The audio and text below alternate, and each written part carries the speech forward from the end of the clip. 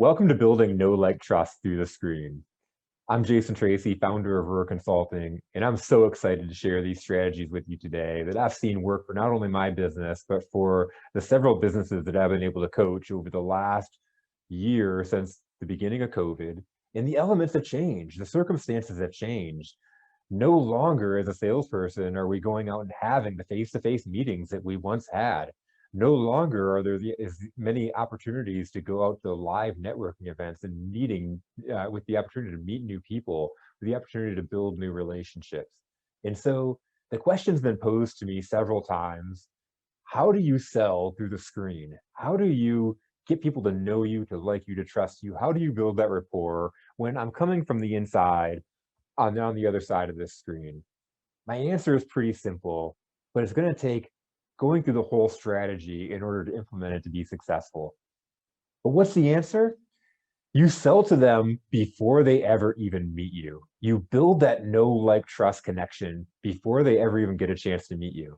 I'll use an example. Using the strategies that I'm going to share with you today, I had a meeting a couple months ago where I met somebody on LinkedIn off of social media, and she was a perfect prospect for me, a phenomenal potential client. And she had liked a couple of my LinkedIn posts, put a couple comments. And so I had reached out to her, sent her a message, and we ended up booking a 30-minute conversation.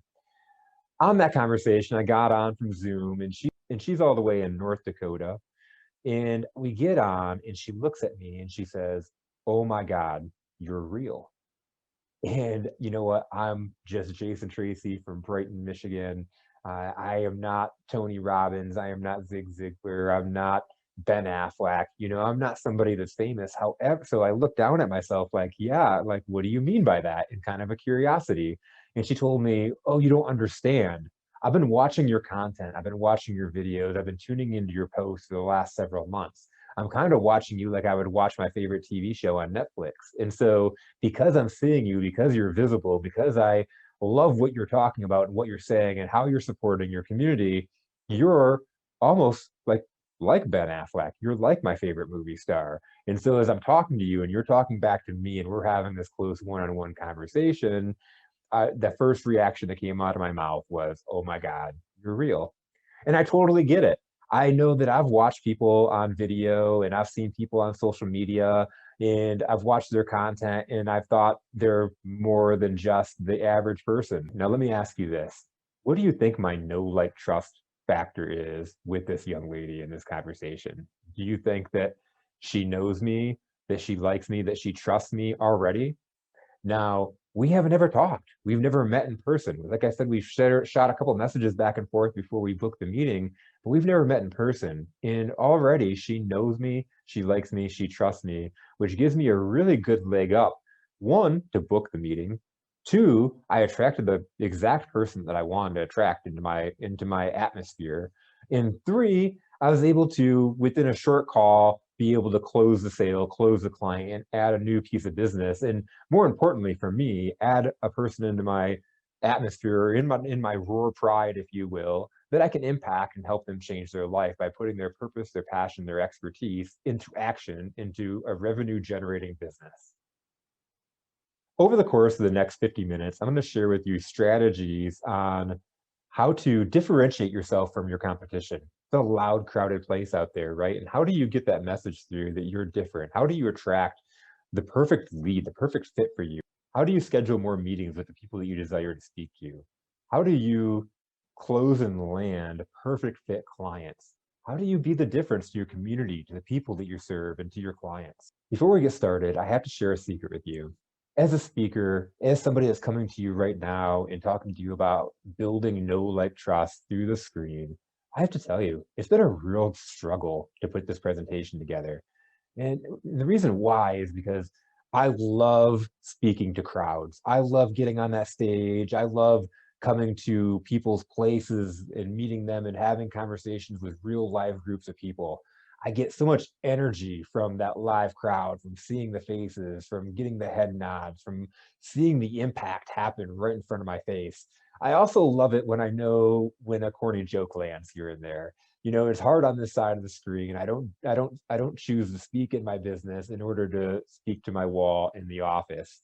And so I've really struggled with it. I really procrastinated and I held off for the last minute in order to film this whole entire presentation.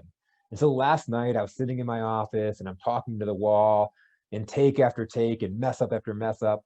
I could release a whole entire blooper reel that would take up your whole entire next hour of me trying to get this presentation right.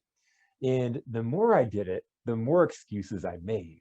You see, again, I don't have the energy of the crowd, and I don't necessarily know my audience. And in my office, I have people coming in and out, and I hear background noises, and so it's getting that distraction. And I was really having a pity party for myself. Couple hours had passed by and I was really struggling. And so I decided I'm going to pack it up. I'm going to quit for the day and I'm going to try again tomorrow. But on my way home, I was thinking, all I need is a hug. All I need is some comfort. I'm going to go home to my wife and I'm going to share with her my struggles.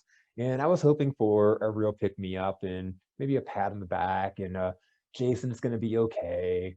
And let me ask you, have you ever had a person in your life that isn't afraid to tell you what you need to hear versus maybe what you want to hear? When I got home, I didn't get that pat on the back. I didn't get that cuddly, oh, you'll get it better tomorrow, babe. No, I got real dose reality. And my wife started asking me questions. The first one is, what's the problem? My wife, Gracie, is an absolute perfect fit for me for many reasons, but because she's never accepted my excuses, because she knows what I need to hear versus what I want to hear. And sometimes that's a hard pill to swallow. I, when she asked me, what's the problem? And she started digging in, I was resistant at first. I didn't want to explain the problem. I was embarrassed. I felt like a victim. I felt like I'm never going to get this right. And why even bother? And it was just a maximum amount of frustration. So then she asked me, what's your vision? What do you want to accomplish? What's the problems? And I started listening to her and telling the problems. I told her, I don't know my audience. I don't know who I'm speaking to. If I'm on the stage and all my experiences being on the stage, I see the people. I know who the people are, or have an understanding of what walk of life they're coming from. And so I can really resonate with them at a different level. Right now, I'm speaking to you, and you may be sitting on your couch, you may be laying in your bed, you may be at your home office, you may be driving on your way to a destination, you may be sitting at your office right now. Either way, you're serious about taking your business to the next level in 2021, and you've had some real challenges. And I said that out loud, and she challenged me. I started to picture some of the people that I know will be listening to this, and I started thinking about, okay, can I visualize that? And is it the same? No, it's not the same, but can I do this? Can I make it happen? And the answer is probably yes. So then Gracie asked me, what are you speaking on anyway? What's your speaking topic? And I told her, building no like trust and selling through the screen. And she looked at me and kind of rolled her eyes and started laughing and said, you mean to tell me that you're getting on camera and you're going to talk to an audience about building no like trust through the screen, talking about overcoming the adversity and challenges of COVID and not being face to face, and you're struggling with this very topic? Yeah, the irony is not lost on me. It's quite embarrassing as I'm going to sit here and tell you that you can do it, and then I'm struggling with it. And you know what? Then I get in my head, and it froze me up even more. As she's asked me these empowering questions, I realized the things that I was missing, and I had a great brainstorming moment to the point where I was super excited to get in here the first thing this morning and record this for all of you to listen to, all of you to watch. And then as I record it, I put a whole hour on film. When I go back and listen to it, I realized the whole doggone thing was on mute. And so I have an hour of footage, the whole entire presentation filmed. I think that I'm done and the whole thing's on mute. So guess what? I have to do it again. And that plays even more into, this sucks. If I was doing this live, this would never happen. All these challenges, all these circumstances. So why am I telling you this story? Well, the first off is to understand that I'm just like you, even though I'm behind the screen and I'm telling you how to go forward and overcome this adversity. It doesn't mean that I don't have my own adversities and my own challenges that I've got to deal with. But then ask yourself, when you have a setback, when you have things that are rattling you, how long does it take you to push past them? Is it a month? Is it a week? Is it 24 hours? Can you get yourself out of it really quickly? This is going to lead me to the first of the core beliefs. In order to be successful, the strategies that we're going to talk about today, you need to first grasp the core beliefs. And the first one is my mantra: eat faces is to persevere in spite of circumstances. These are circumstances. For example, I, just like you, have been experiencing a hardship because all I want to do is be on the stage talking to you live as opposed to recording this film and having all the folly of errors and the blooper reel that I'm producing and the hours and the time that I spent putting this together. Now I have a choice. I could fold up, I could go home, I could say, I'm gonna not do this, I'm gonna pull out. I could just do it. Uh, I could just put together any old presentation. There's a lot of things I can do because you know what? Even though these are excuses, they feel so real. And it's the truth. Their life is different and this circumstance is different and it's hard. It's tough. But what do I want to accomplish? See, I'm not going to accomplish anything by sitting on my hands and knees and having somebody hug me and tell me it's going to be okay. Instead, I got to get back up on that horse and make it happen. Oftentimes we get so caught up in the reasons, we get so caught up in the excuses. You know, over the last year, how many of us wish that COVID didn't exist? How many of us wish that life would just go back to normal, whatever that is? If we're spending all of our time trying to control circumstances that are beyond our control because we can't change that, then what we do is we lead our life into a lot of despair, a lot of hopelessness. And when we're in that state, it's very difficult to move forward. So instead of trying to control the objects that we can't control, I can't control that I'm not on stage with you right now. I can't control that I'm not live with you and seeing your reactions as you're listening to this. But what I can control is making sure that I'm thinking of you. Another thing that I thought of as I was preparing for today is I had a really great day lined up. I was on 3 different podcasts. I had client meetings, and so I was able to really practice and get going, get the momentum going, get speaking to where now I kind of have an audience built up in my head, and I'm visualizing that. So there's always circumstances in which we can control. Last year, as COVID was hitting in March 2020, as a small business owner that serves small businesses, I really started to worry at first and wondered, what's going to happen to my business? Am I going to survive? But then I started thinking about, if businesses are struggling and the way of life is changing, what can I do in order to support my community? What can I do in order to grab a hold of the people that I serve and help them through this, calm their nerves, give them a strategy, and so that they can not only survive this, but they can come out of that other end thriving. And when I set and did that, and when we focused, and when I focused with my core group of clients that stayed on through that brief period, through that first 3 months of shutdown, what happened was a really awesome thing.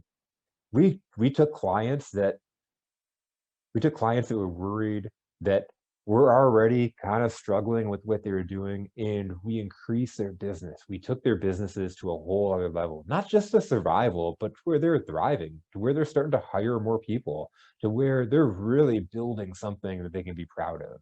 And for me, that gave me so much energy, so much excitement. It changed my whole entire business. Because if I can help business owners through this downtime, if I can help business owners when I'm uncertain and I have no idea what's going to happen, then well, that is just a whole nother level of excitement, something that a whole other accomplishment. See, the things that we least want to go through are the things that prepare us most to serve our communities. And that leads me to core belief number 2, embracing our authentic self. We all have vulnerabilities. How many of you would have voluntarily shared this story that I just shared as a speaker, as a coach, as somebody that's supposed to be bringing you all the wisdom and knowledge and the confidence and telling you it's all going to be okay, how many of you would have shared that vulnerable story that you weren't prepared, that it was a struggle? The things that we least want to go through prepare us for what we most want to be. Our experiences are what make us different. If, for example, if I go into a room with 5 real estate agents and I ask them each individually what makes them different, I can guarantee you that they're going to give me very similar bullet points on what makes them different, and they're all going to match up. However, if I'm embracing who I am, I'm embracing my challenges, I'm embracing my experiences, it allows me to attract the people that I love to work with. It allows me to create that differentiator. It allows me to tell a whole different story, and it's not just the generic because my mortgage lender is the best, because my company sells houses quicker. There's all the generic things, but what makes you different? Embrace your story, embrace your challenges. The things that we go through, I was just talking to a young lady on a podcast, and through the recession, she lost her business. She was making millions of dollars in this business, and then all of a sudden, overnight, she went bankrupt. Now, she could have packed it up, called it a day, and said that I was not meant to be a business owner. Instead, what she realized was that this experience that she went through, her business getting shut down, was actually what prepared her most to help the people that she most wanted to help. She wanted to prevent other people from going down that same exact path that she went down. She wanted to prevent as many as she could from experiencing that kind of failure. And that's what she's doing now. She's actually coaching these types of very businesses that she was running. Isn't it amazing when we sit and look at our stories and we can embrace it and we start telling these vulnerable stories? I'm going to share another story here. When I first started my business 3 years ago, and I was first creating content and making content, I was putting videos and posts up on Facebook, and I was not getting any reaction to it whatsoever. No comments, no reactions. And so, just like I'm speaking to a wall now, I felt like I was speaking to a wall then. I was getting really frustrated. I didn't think that it was working. And then one day I had this idea. I jumped on Facebook Live and I told the story. See, it was hard to tell this story because as someone that's given thousands of speeches in front of the company, as someone that's confident when speaking to groups, I thought that making videos was going to be super easy. But it was a struggle, just like this has been a struggle. And so I shared that vulnerable story and I got on this Facebook Live and told the audience that was listening that the struggles I was going through, that this was hard. The responses I got were incredible. People were jumping on and telling me they would have never have understood or never known that I was struggling. They saw me as a confident person when I was in front of the camera. I had people coming out of the woodwork that weren't liking my posts, that I didn't even know were watching. They were telling me they were getting so much value out of what I was bringing to them. And so really cool. I had some really awesome dialogue, and this very vulnerable video ended up leading to the most impactful client I had landed to that point. This client changed my life, changed my business, kept my business going, kept me hopeful. And it was a really exciting time that it came from a video that was very, very vulnerable. People resonate with your stories. They resonate with what you've been through. I was on another podcast today talking to somebody, and they had made a statement that if you've lived it, if you've thought it, chances are somebody else has lived it or thought it too. Share your story, because as you share your story, you're going to resonate and you're going to bring in and attract the people that you want in your life. And that brings us to the third core belief. As we just talked about you and sharing your story, now I'm going to remind you that in order to be a great leader, in order to be great at sales, you have to understand that it's not about you. You have to, so core belief number 3 is operate with an outward mindset. What's an outward mindset? Well, an outward mindset is, well, first let's talk about what outward mindset is not. Let's talk about inward mindset. And this is where a lot of sales and a lot of revenue generation is done. This is the space where that is done. And that is thinking about my quota, thinking about my commission, thinking about my boss yelling at me because I'm missing my quota, thinking about not being able to eat, thinking about not being able to pay my bills. If I'm all wrapped up and consumed about what's going on in my life, am I able to best serve the person in front of me? And the answer is no. I'm very likely selling based off of my needs and not off of their needs. And then when somebody tells me no, I'm either crushed or angry or heartbroken that this is going on, or I'm wondering why. Why is this going on? If I use the true principles that God gave us in the sense that two ears, one mouth, if I'm listening more than I'm talking, and I know this is a hard concept for the revenue generators, for the salespeople to understand. A lot of times we think the slick talkers, the people that can say the right words, the right phrases are the ones that win. However, I'm going to tell you, it's not what you said, it's not what you did, but it's how you made people feel. And there's no greater respect that you can pay somebody than to be fully engaged into their conversation and fully try to understand who they are, what their dreams are, what their challenges are, and how you can solve them. Maybe you can't solve them. Maybe you're not a fit for that person. And what greater power for you to tell somebody that you're not the fit? Maybe you know somebody else that is a fit, and you can refer them out to them. But there's great power in being able to communicate with somebody and telling them that they are not that you're not a fit for them, as opposed to or you're not a fit for them, as opposed to trying to fit that square peg in the round hole. I know I have been there in the most successful clients, and the reason why I get so excited about what I'm doing is because I get to work with clients that make a difference. I get to work with the people that I love to work with and that get super motivated and energized by what we go over and then go out and make it happen because they're taking action. If I was working with somebody that just bought a product or that I just sold, I wouldn't get that same kind of reaction. Think about your clients and who you want to attract, and then listen to them. Be outward. Think about how you can help them. Don't be center focused on just selling them. There are so many opportunities that could happen within that conversation. Now it's so important. I just shared with you how I have a very niche clientele base. I empower the empowerers. I work with the people that have a difference, that have a story, and I help them embrace their story, their personality, and turn that into their customized sales process in order to meet, attract, and sell their perfect fit clients. As I'm out, I know exactly how to find and how to communicate to those people. I know their challenges, I know what they're going through, and so I work to serve those people. Now, have you ever heard the phrase riches in the niches? There's a local specialty doctor here in Brighton, and I couldn't even tell you the name of the business. It's so unnoticeable. It's right next to my eye doctor. And one day I was reading an article in the newspaper about the Detroit Lions and how one of their players had a concussion, and he was going to this doctor's office in Brighton to get checked out. And I instantly was wondering, where's this doctor's office at? Because they were talking about in the article that they cater to a lot of high profile athletes going through head injuries. And I looked it up and I saw this place is located right next to the eye doctor that I go to, and that I've seen it so many times and had never thought of it. They are completely niched down. And because of that, because they have a complete niche market, they know who they're speaking to, they can attract who they're speaking to. And it doesn't matter if I go in there into their retail location or not. In fact, they're not even looking for me. And they're able to survive and thrive because they have a definitive target that they're going after.